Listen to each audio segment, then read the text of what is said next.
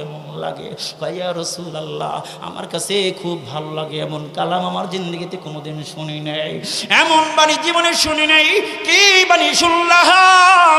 বলে মুসলমান হইবানি।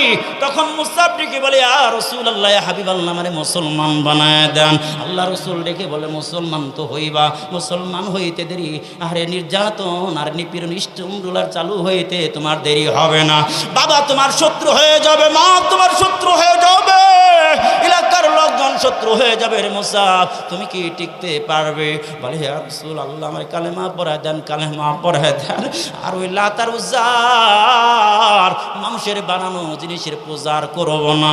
ইয়া রাসূলুল্লাহ, কালেমা পড়ায় দেন। আল্লাহ রাসূল কালেমা পড়ায় দিলেন। বলেন আশহাদু আল্লাহ ইলাহা ইল্লাল্লাহ ওয়া আশহাদু আন্না মুহাম্মাদান আবদুহু ওয়া রাসূলুহু।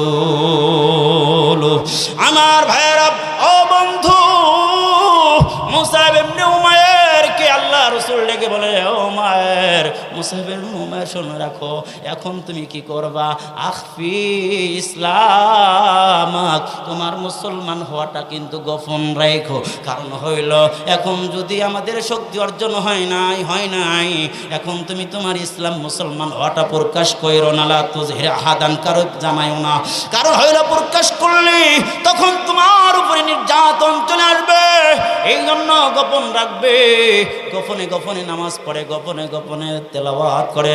ও বন্ধু,